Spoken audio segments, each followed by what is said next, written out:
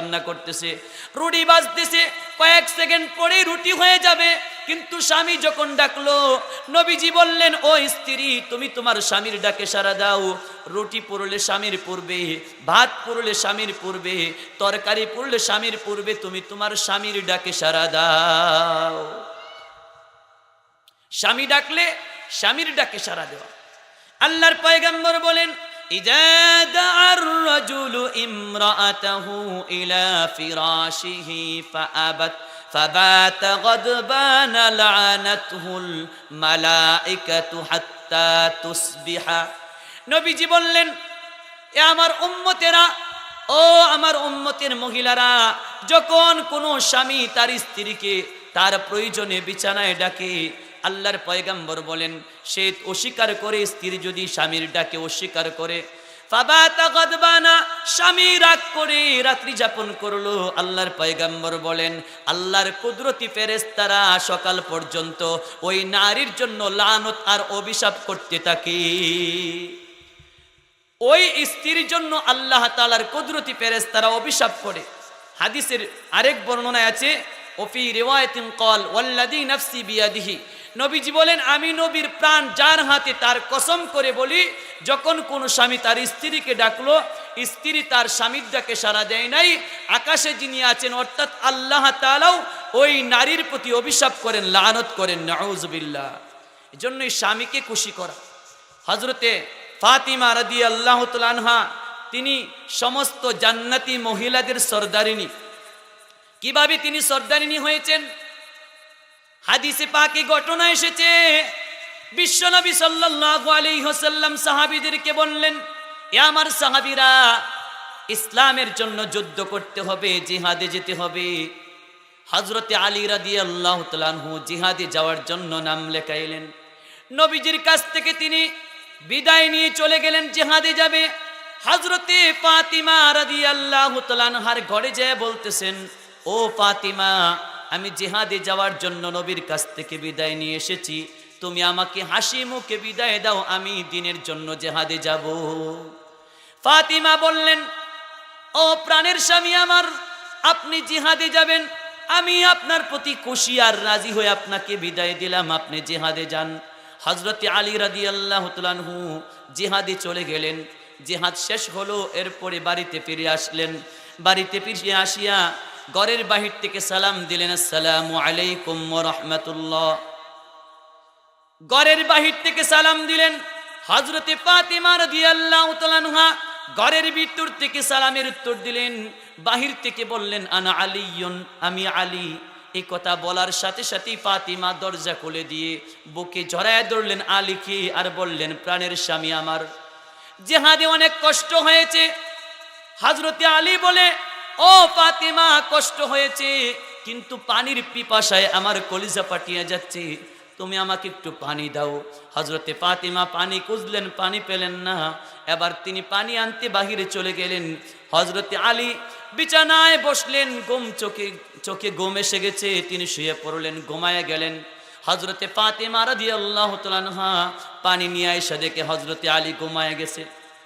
হযরতে ফাতিমা পানি নিয়ে তার স্বামীর শিয়রে দাঁড়িয়ে আছে। হযরতে আলী রাত যখন গভীর হলো, তিনি তাহাজ্জুদের নামাজ পড়ার জন্য জাগ্রত হলেন।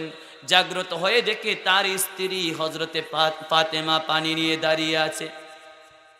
হযরতে আলী জিজ্ঞেস করলেন, ও ফাতিমা, ও ফাতিমা, তুমি কি সারা রাত ঘুমাও নাই?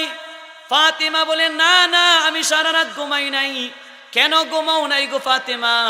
ফাতিমা বলে, আমি অল্প বয়সের মানুষ, আমি যদি ঘুমায় যাই আর আপনি যদি জাগ্রত হয়ে পানি চান, পানি দিতে পারবো না, আপনি কষ্ট পাবেন। আপনি যদি কষ্ট পান, আল্লাহ কষ্ট পাবে, আল্লাহ আমার প্রতি নারাজ হয়ে যাবে। এজন্যই আমি সারা রাত ঘুমাই নাই, আপনার জন্য পানি নিয়ে দাঁড়িয়েছি। হযরতে আলী রাদিয়াল্লাহু তাআলা আনহু দোয়া করলেন, ও রব, আমার স্ত্রী আমার সাথে যে ব্যবহার করেছে, আমি তার প্রতি রাজি আর খুশি হয়ে গেলাম।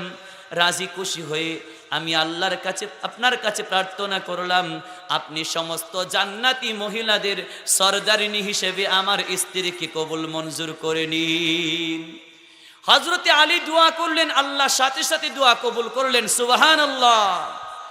আল্লাহ তাআলা বলেন, হে জিবরাইল, আমার হাবিবের কাছে সংবাদ দিয়ে আসো, আমার হাবিবের কন্যা হযরতে ফাতিমা তার স্বামীর সাথে যে ব্যবহার করেছে, তার স্বামী তার জন্য যে দোয়া করেছে, আমি তার দোয়া কবুল করেছি, আমার হাবিবের কাছে সুসংবাদ পৌঁছাইয়া দিয়ে আসো। নবীজির কাছে জিবরাইল সুসংবাদ নিয়ে আসলেন, নবীজি হযরতে আলী ফাতিমার জন্য দোয়া করেছেন, তিনি যাতে সমস্ত জান্নাতি মহিলাদের সরদারিনী হতে পারেন। আল্লাহ তাআলা দোয়া কবুল করে আপনার কন্যা, আপনার মেয়ে ফাতিমাকে সমস্ত জান্নাতি মহিলাদের সরদারিনী বানিয়ে দিয়েছেন। সুবহানাল্লাহ। এই হলো সতী নারীর আলামত। আল্লাহর পয়গম্বর বলেন, মাস্তাফাদাল মুমিনু বা'দা তাকওয়াল্লাহি খায়রান লাহু মিন যাওজাতিন সালিহাতিন। নবীজি বলেন, মাস্তাফাদাল মুমিনু বা'দা তাকওয়াল্লাহ, একজন মুসলমান ব্যক্তি, একজন মুমিন পুরুষ পরহেজগারি আর তাকওয়ার পরে একজন নেকি নারীর চেয়ে বেশি উপকৃত অন্য কোনো সৃষ্টকুলের দ্বারা হতে পারে না। একজন পরহেজগার ব্যক্তির জন্য তার স্ত্রী হলো সবচেয়ে বড় সম্পদ, তার স্ত্রীর দ্বারা সবচেয়ে বড় শান্তি ভোগ করে। আল্লাহর পয়গম্বর বলেন, সতী নারী আলামত হলো ইন আমারাহা আতাআতুহু, স্বামী যদি তাকে কোনো ব্যাপারে নির্দেশ করে, আদেশ করে, আতাআতুহু, সে তার স্বামীর আদেশ পালন করে। 2 নাম্বার, ওয়া ইন নাযারা ইলাইহা সাররাতুহু, স্বামী যদি তার দিকে তাকায়, সে অঙ্গভঙ্গির মাধ্যমে অথবা হাসি মুখে স্বামীকে আনন্দ দেয়। সতী নারীর 3 নাম্বার গুণ, ওয়া ইন আকসামা আলাইহা আবাররাতুহু, স্বামী যদি স্ত্রীর ব্যাপারে কোনো বিষয়ে কসম করে, স্ত্রী কসম পুরা করে, স্ত্রী কসম মুক্ত করে দেয় স্বামীকে। সতী নারীর 4 নাম্বার গুণ, ওয়া ইন গাবা আনহা নাসহাতহু ফি মালিহা, স্বামী যদি তার থেকে অনুপস্থিত থাকে, স্বামী বিদেশ থাকে, স্বামী ঢাকা থাকে, স্বামী চাকরি করে, আল্লাহর পয়গম্বর বলেন, সতী নারী তার দেহকে স্বামীর জন্য হেফাজত করে, স্বামীর সন্তানের হেফাজত করে, স্বামীর মালের হেফাজত করে। এই 4 গুণ যে নারীর মধ্যে থাকবে, আল্লাহর পয়গম্বর বলেন, ওই নারী হলো সতী নারী, ওই নারী নেককার নারী। আল্লাহ তাআলা নেককার নারীর কথা বললেন। এরপরে আল্লাহ তাআলা বলেন, ওয়া ইন খিফতুম শিকাকা বাইনিহিমা ফাবআসু হাকামান। আল্লাহ তাআলা বললেন, হে পৃথিবীর পুরুষেরা, তোমরা যদি তোমাদের স্ত্রীর ব্যাপারে নুশুজা হওয়ার ভয় করো, নুশুজান, তোমার স্ত্রী নুশুজা হয়ে গেছে, অবাধ্য হয়ে গেছে, তুমি স্বামীর কথা তোমার স্ত্রী শোনে না, তাহলে তুমি 3টা মিশন চালু করে তোমার স্ত্রীকে সঠিক পথে আনবে। 3টা মিশন চালু করবে। 1 নাম্বার, আল্লাহ বলেন, ফাইজুহুন্না, 1 নম্বরে তুমি তোমার স্ত্রীকে উপদেশ দিবে, নসিহত করবে, ওয়াজ করবে, উপদেশ দিবে, নসিহত করবে। ওয়াজ করলে যদি সঠিক পথে না আসে, 2 নাম্বার মিশন চালু করবে, ওয়াহজুরুহুন্না, বিছানা তরক করবে, এক বিছানায় ঘুমাবে না, তোমার স্ত্রীকে আলাদা বিছানায় দিবে। স্ত্রীর মনে অনুশোচনা আসতে পারে, বিবাহের পর থেকে স্বামীর সাথে ঘুমাইলাম, আজকে আমার অপরাধের কারণে আমার স্বামী আমাকে আলাদা করে দিয়েছে, সঠিক পথে আসতে পারে। এরপরেও যদি না আসে, আল্লাহ তাআলা বলেন, ওয়াদরিবুহুন্না, তাহলে তোমার স্ত্রীকে তুমি প্রহার করবে, হালকা প্রহার করবে স্ত্রীকে। এখন অনেকেই প্রশ্ন করতে পারেন যে বর্তমানে স্ত্রীকে প্রহার করলে, মারধর করলে তো নারী নির্যাতনের কেস হয়, তাহলে নারী নির্যাতনের কেস হবে না? আল্লাহ বলেন, না না, আমি আল্লাহর বিধান পালন করলে নারী নির্যাতনের কেস হবে না। স্ত্রীকে প্রহার করার জন্য শর্ত আছে, 4টা শর্ত। 1 নাম্বার শর্ত হবে, আমি আমার স্ত্রীকে সঠিক পথে আনার জন্য প্রহার করতেছি। 2 নাম্বার শর্ত হলো, লাঠি হতে হবে অর্ধ হাত লম্বা, মিসওয়াকের মতো লম্বা, মিসওয়াকের চেয়ে লম্বা হওয়া যাবে না। 3 নাম্বার শর্ত, স্ত্রীর চেহারায় আঘাত করা যাবে না। 4 নাম্বার শর্ত, স্ত্রীকে আঘাত করে দাগ লাগানো যাবে না। এই 4 শর্ত পালন করে স্ত্রীকে প্রহার করার অনুমতি আল্লাহ তাআলা স্বামীদেরকে দিয়েছেন। সুবহানাল্লাহ। ফতোয়ায়ে খাজেকানে আছে, একজন স্বামী তার স্ত্রীকে চার কারণে আঘাত করতে পারবে, পিটাইতে পারবে। এক নাম্বার কারণ, স্বামী চায় স্ত্রীকে সাজগুজ করতে, স্বামী চায় স্ত্রী সুন্দর কাপড় পরিধান করতে, কিন্তু স্ত্রী যদি সুন্দর কাপড় পরিধান করে না, সাজগুজ করে না, স্বামী তাকে প্রহার করতে পারবে। দুই নাম্বার কারণ, স্ত্রী যদি ফরজ নামাজ ছেড়ে দেয়, একজন স্বামী তাকে হালকা প্রহার করতে পারবে। তিন নাম্বার কারণ, স্ত্রীর সাথে স্বামী আমোদ প্রমোদ করতে চায়, স্ত্রী যদি সম্মতি না হয়, রাজি না হয়, আল্লাহ তাআলা স্বামীকে অনুমতি দিয়েছেন তুমি তোমার স্ত্রীকে এজন্যই শাসন করতে পারবা, প্রহার করতে পারবা। চার নাম্বার কারণ, স্বামীর অনুমতি ছাড়া স্ত্রী যদি ঘর থেকে বের হয়ে ওই বাড়িতে এই বাড়িতে, পার্কে, স্কুলে বেড়াইতে বাহিরে চলে যায়, আল্লাহর রাসূল সাল্লাল্লাহু আলাইহি ওয়াসাল্লাম বলেন তখন আল্লাহ তাআলা ওই স্বামীকে পারমিশন দিয়েছেন, স্বামী তার স্ত্রীকে হালকা প্রহার করতে পারবে। আল্লাহ তাআলা বলেন ওয়াদরিবুহুন্না, এই চারটা মিশন চালু, তিনটা মিশন চালু করে তোমরা তোমাদের স্ত্রীকে সঠিক পথে নিয়ে আসো। স্ত্রী যদি সঠিক পথে এসে যায়, আল্লাহ তাআলা বলেন ফাইন আতআনাকুম ফালা তাবগু আলাইহিন্না সাবিলা। হে দুনিয়ার পুরুষেরা, তোমাদের স্ত্রী যদি সঠিক পথে চলে আসে, তিন মিশন চালু করার পরে যদি সঠিক পথে চলে আসে, আল্লাহ বলেন ফালা তাবগু আলাইহিন্না সাবিলা, তাহলে তোমরা অন্য কোন রাস্তা অন্বেষণ করবা না, স্ত্রীকে পিটানো বা তালাক দেওয়ার রাস্তা অন্বেষণ করবা না। ফাইন্নাল্লাহা কানা আলিমান হাকিমা, কেননা আল্লাহ তাআলা আলিমান, তিনি জানেন যে তোমার স্ত্রী তোমার কল্যাণকামী, হাকিমা, তিনি হিকমতওয়ালা। وَإِنْ خِفْتُمْ شِقَاقَ بَيْنِهِمَا فَابْعَثُوا حَكَمًا مِّنْ أَهْلِهِ وَحَكَمًا مِّنْ أَهْلِهَا। আল্লাহ তাআলা বলেন وَإِنْ خِفْتُمْ شِقَاقَ بَيْنِهِمَا, এ দুনিয়ার পুরুষেরা, তোমরা যদি তোমাদের স্ত্রীর ব্যাপারে ভয় করো যে এখন আর বিবাহ, এই বিবাহ বিচ্ছেদ করার দরকার, এখন আর বিবাহ সঠিক থাকতে পারে না, আল্লাহ তাআলা বলেন ফাবআসু হাকামান মিন আহলিহি, তাহলে পুরুষের পরিবার থেকে একজন বিচারক নির্ধারণ করো। ফাবআসু হাকামান মিন আহলিহি ওয়া হাকামান মিন আহলিহা, স্ত্রীর পরিবার থেকে একজন বিচারক নির্ধারণ করো, স্বামীর পরিবারের পক্ষ থেকে একজন বিচারক, স্ত্রীর পরিবারের পক্ষ থেকে একজন বিচারক। এই দুই বিচারক বিচার করে যাচাই বাছাই করে দেখবেন কার দোষ কম, কার দোষ বেশি।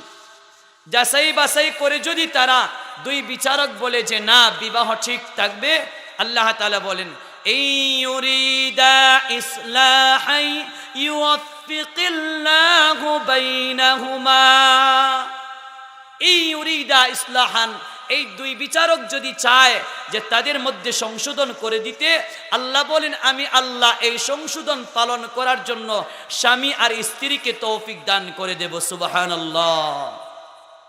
নারীদের সহজ পথে জান্নাতে যাওয়ার এক হাদিস রাসূল করিম সাল্লাল্লাহু আলাইহি ওয়াসাল্লাম বলেন আল মারআতু ইযা সাল্লাত খামসাহা ওয়া সামাত শাহরাহা ওয়া আহসানাত ফারজাহা ওয়া আতাআত বালাহা ফালতাদখুল মিন আইয়ি আবওয়াবিল জান্নাতি শাআত।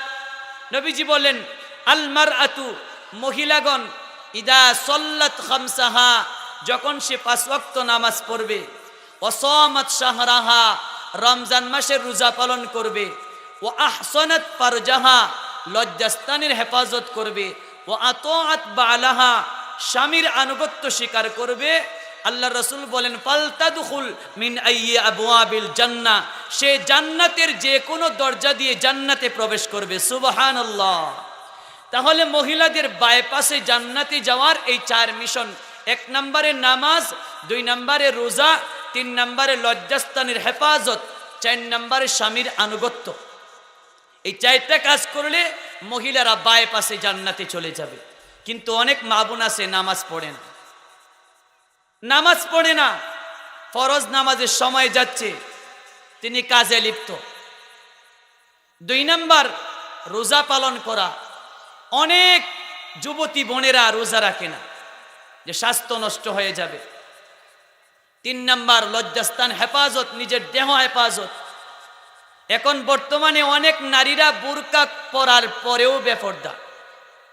অনেক মহিলাকে আমি দেখেছি যে গায়ে বুরকা আছে কিন্তু মাথায় কোনো হেজাব নাই, মাথা খোলা, চুল এলোমেলো, রাস্তায় ঘুরতেছে বুরকা পরিহিতা।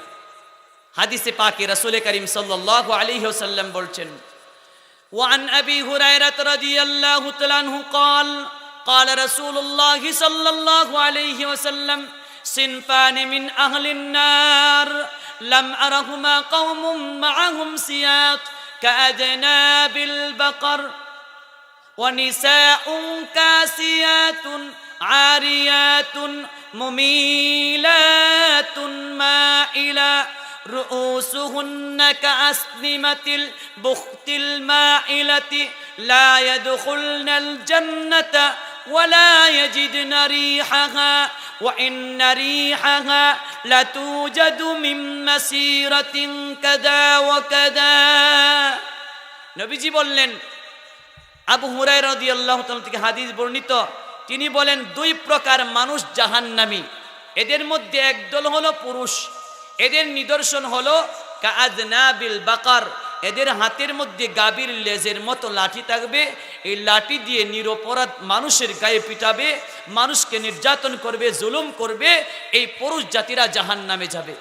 2 নাম্বার ওয়ানিসাউন কাসিয়াতুন, ওই সমস্ত মহিলারা জাহান্নামী যারা কাপড় পরিহিতা। আরিয়াতুন, কাপড় পরিধান করার পরেও উলঙ্গ। মুমিলাতুন মাইলা, কাপড় পরিধান করার পরেও উলঙ্গ। এই কথাটার 3টা ব্যাখ্যা। 1 নাম্বার ব্যাখ্যা, যে নারীরা খুব পাতলা কাপড় পরিধান করবে, যে নারীরা মশারির জাল পরিধান করে, নেটের জাল, মশারির জাল পরিধান করে, এই সমস্ত নারীদেরকে নবীজি বলছেন। 1 নাম্বার, নারীরা কাপড় পরবে কিন্তু খুব পাতলা, দেহের অঙ্গ প্রত্যঙ্গ দেখা যাবে, চুল লোম দেখা যাবে। 2 নাম্বার ব্যাখ্যা হলো এরা খুব টাইট কাপড় পরিধান করবে। 3 নাম্বার ব্যাখ্যা হলো এরা খুব কম কাপড় পরিধান করবে, যে কাপড় পরা নবীজি বলছেন এটা না পরার মতোই। নবীজি বললেন এই কাজগুলো কেন করবে একজন নারী? মুমিলাতুন মাইলা, পুরুষকে তাদের দিকে আকৃষ্ট করার জন্য, পুরুষদেরকে তাদের দিকে আকৃষ্ট করবে, তারাও পুরুষের দিকে আকৃষ্ট হবে। আল্লাহর পয়গম্বর বলেন, লা ইয়াদখুলনাল জান্নাতা ওয়ালা ইয়াজিদনা রিহাহা।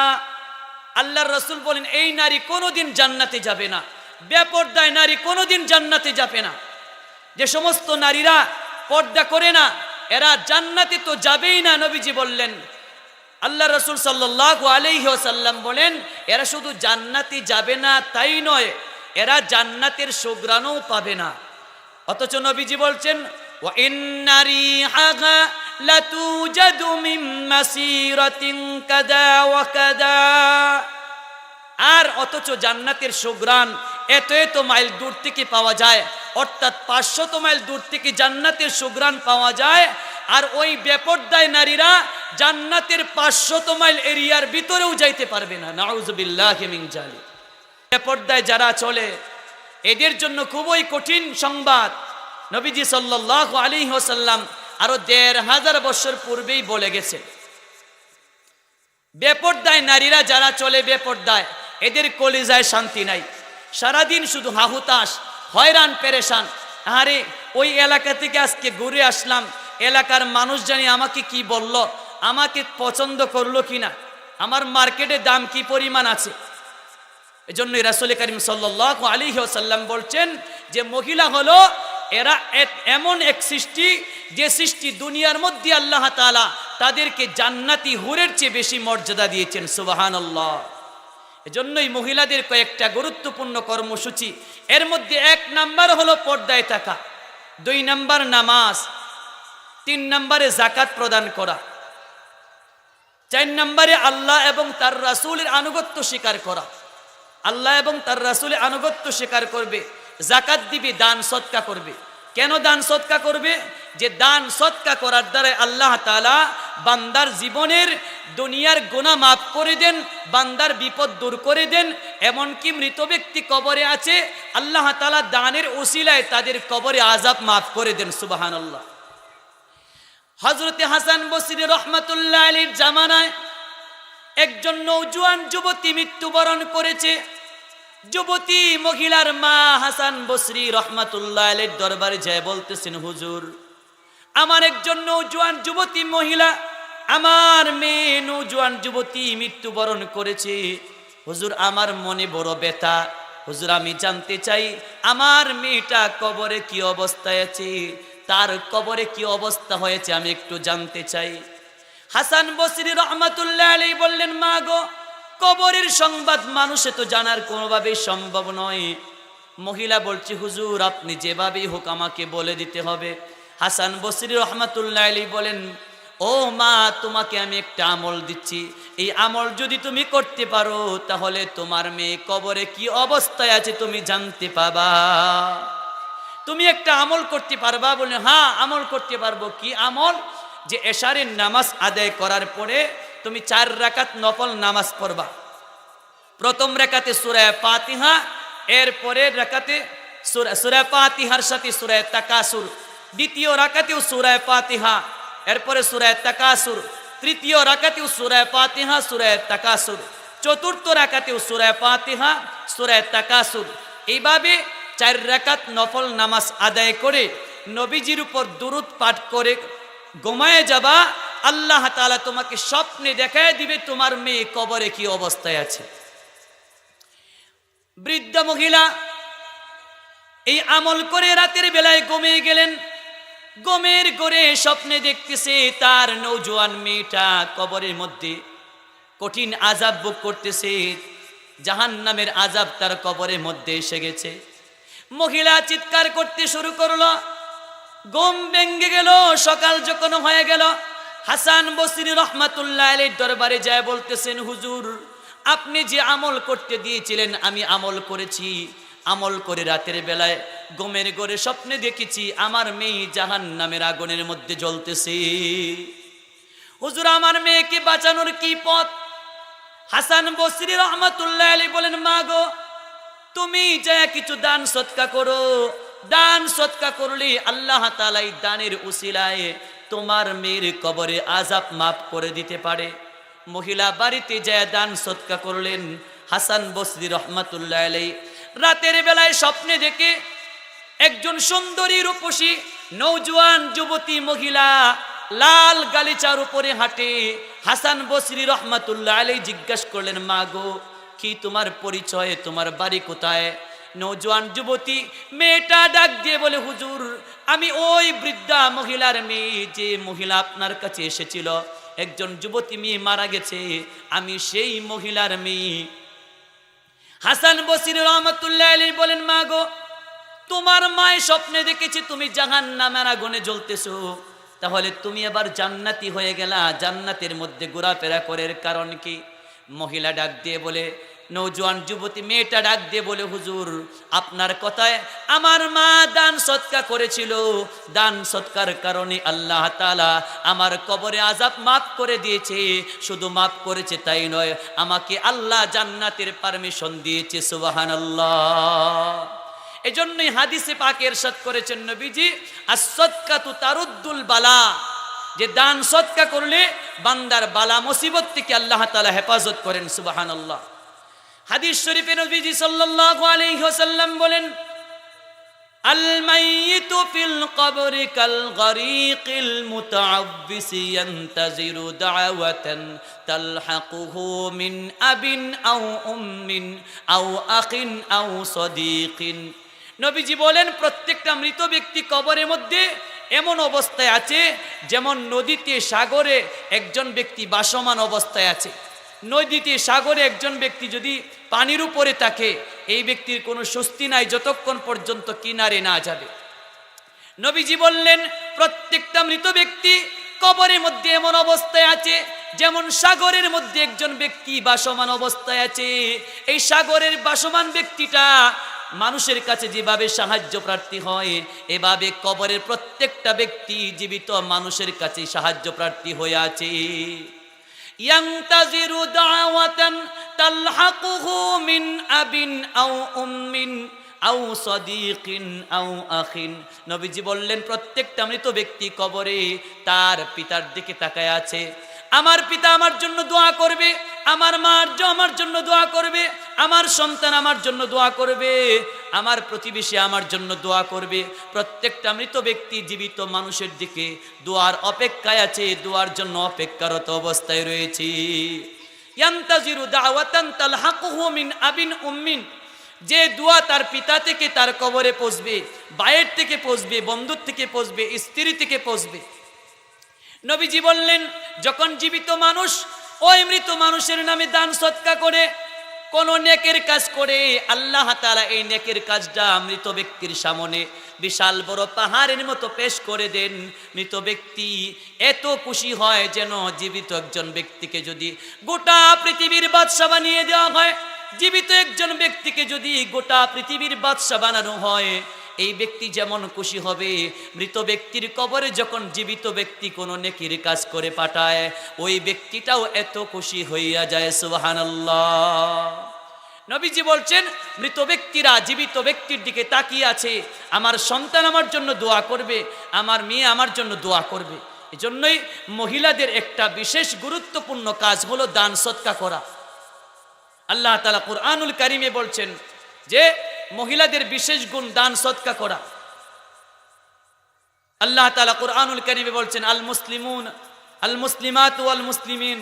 এই আয়াতের মধ্যে আছে যে মহিলা দান সদকা করলো, পুরুষ দান সদকা করলে যেমন নেকি, পুরুষ দান সদকা করে যেমন নেকি পাবে, মহিলাও দান সদকা করে তেমন নেকি পাবে। সুবহানাল্লাহ। এজন্যই আমি সবাইকে বলবো আমরা যাতে কিছু নেক আমল করি, বিশেষ করে কিছু সদকায়ে জারিয়া করি, নেক আমল বেশি বেশি করা। নবীজি সাল্লাল্লাহু আলাইহি ওয়াসাল্লাম একদিন মসজিদে নববীতে সমস্ত সাহাবীদেরকে নিয়ে ওয়াজ করতেছেন। এক পর্যায়ে হযরতে আলী রাদিয়াল্লাহু তাআলা আনহুকে বললেন, হে আলী তুমি সামনে আসো। হযরতে আলী রাদিয়াল্লাহু তাআলা আনহু নবীজির সামনে আসলেন। আলীকে বললেন, হে আলী তুমি প্রতিদিন 4000 দিরহাম সদকা করে পরে ঘুমাইবা। হযরতে আলী বলে, হুজুর আমি গরিব একজন মানুষ, 4000 দিরহাম সদকা করার অর্থ আমার কাছে নাই, এত দিরহাম আমার কাছে নাই।